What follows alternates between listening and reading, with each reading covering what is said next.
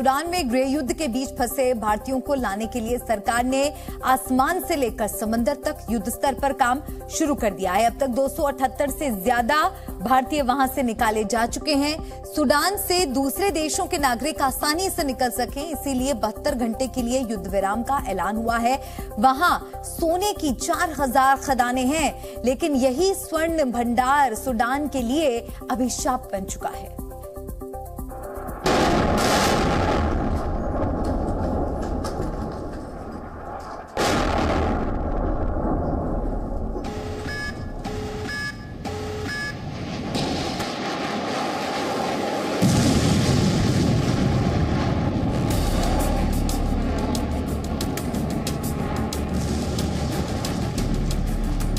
Sudan में गृह युद्ध चल रहा है।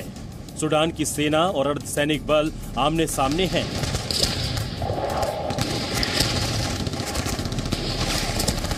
भीषण संघर्ष के बीच सूडान में समंदर किनारे जय हिंद के नारे लग रहे हैं। समंदर किनारे एक शिप पर खड़े ये लोग खुशी में जय हिंद के नारे लगा रहे हैं, क्योंकि ये अब सुरक्षित अपने वतन हिंदुस्तान जो लौटने वाले हैं।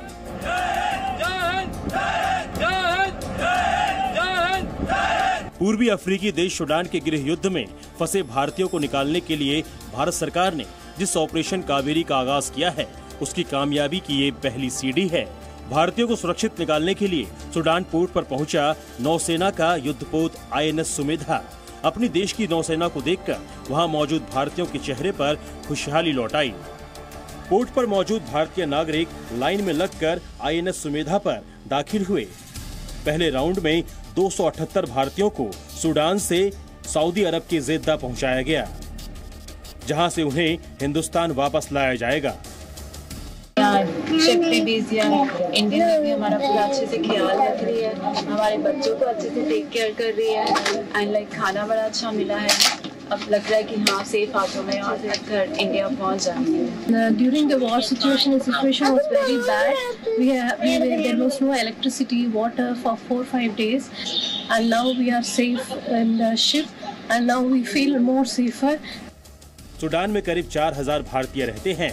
सरकार की कोशिश है कि हिंसा प्रभावित इलाके से भारतीयों को सुरक्षित निकाला जा सके। सूडान में सेना और अर्धसैनिक बल एक दूसरे के खून के प्यासे हो चुके हैं और बीते करीब 10 दिनों से एक दूसरे से ही युद्ध लड़ रहे हैं। हालांकि अंतर्राष्ट्रीय दबाव के कारण दोनों सैन्य बलों ने 72 घंटे का युद्ध विराम का ऐलान कर दिया है। ये युद्ध विराम इसलिए लागू हुआ है ताकि सूडान में फंसे दूसरे देश के नागरिक देश छोड़ दें। मतलब 72 घंटे बाद सूडान में फिर से भीषण बमबारी शुरू होने वाली है। सूडान में गृह युद्ध के पीछे जिम्मेदार हैं सूडान के आर्मी चीफ जनरल अब्दुल फतह अल बुरहान, जो वहां के राष्ट्रपति भी हैं, और अर्धसैनिक बल रैपिड सपोर्ट फोर्स RSF के मुखिया मोहम्मद हमदान दगालो, जिन्हें हेमेदती के नाम से भी जाना जाता है।